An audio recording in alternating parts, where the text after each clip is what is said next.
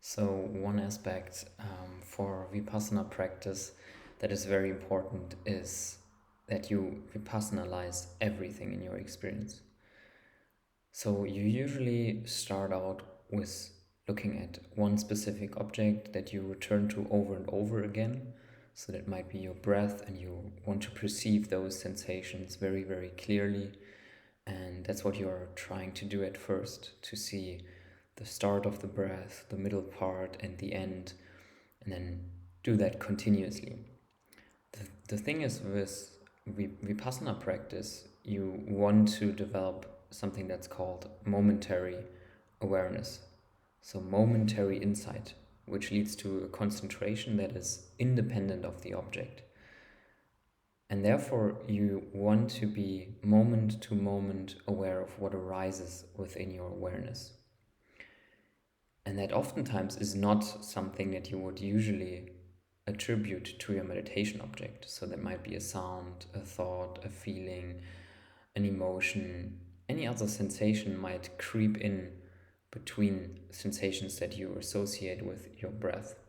And really, there is a trap in Vipassana practice where you are only really perceiving clearly what is part of your meditation object. Because usually, when you come to meditation or Vipassana from a background of more concentration style meditation, you have internalized this idea that somehow being distracted from your object is something bad. But with Vipassana, there is actually not anything to be distracted from, as long as you are perceiving clearly everything that is there present in the moment. And this will develop to a subtler and subtler degree. So at first you might not, when you look inside, not really actually be able to perceive what is going on there with much clarity. And then you have to learn how to perceive those different sensory inputs more and more clearly.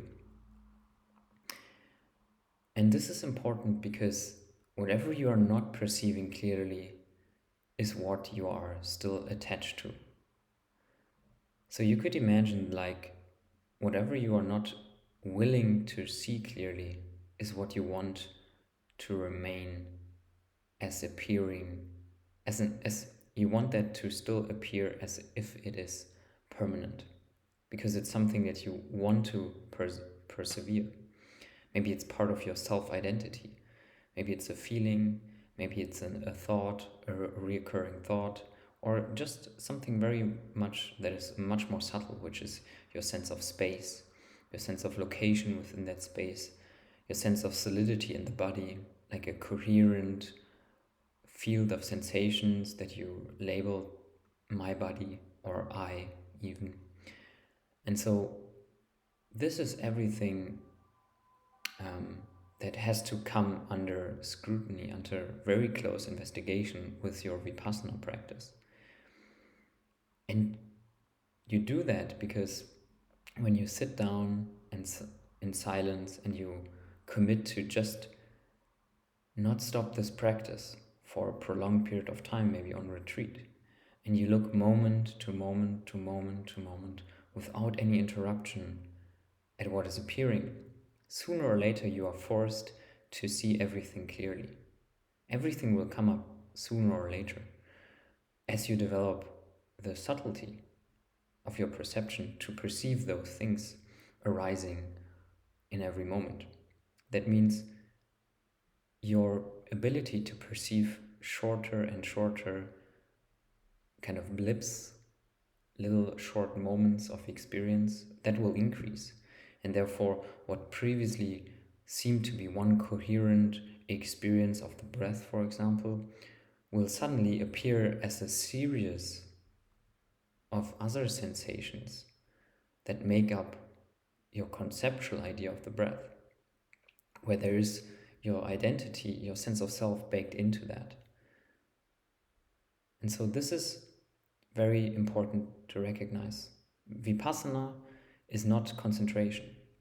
With a Shamatha style concentration practice, you want to make the object appear permanent, stable, to achieve a certain goal. But this is not insight practice. I mean, it is an important basis from which on then you can do very successful insight practice. But in and of itself, it doesn't actually have to be insight practice. But with insight practice, really you develop the ability to pick up moment to moment to moment to moment whatever is showing itself. And you are not going to ignore any of it. You are just going to see clearly what's the reality of that which appears, to a subtler and subtler and subtler degree, until you have finally seen through how this illusion of permanence and selfhood has been created. That's really what you want to do and look out for in your Vipassana practice. You want to see everything, not just your meditation object, clearly. And that's where labeling becomes helpful. Because if you sit for a long time and you recognize that you are only applying the label for your object that you chose, either you have very, very good concentration, which usually doesn't happen on its own or when you're a beginner, or you could doubt that you're actually perceiving clearly everything that arises, because then you would have to apply a lot of other labels because you're not perfectly concentrated on one thing. There's actually a lot going on. And that's the difference and the importance with Vipassana practice. Look at everything that arises. And for example, you might discover that something is really tangibly connected to how you locate yourself in space, as I said earlier. It's not just something that is inherently existing like a solid thing. You can really break down what you think space is and your location in it. It's made up of sensations arising. You can see those clearly. And that's what you want to do eventually with Vipassana. It starts out at the middle with your attention on one object, but then you really, over time, want to include everything in a broader and broader focus.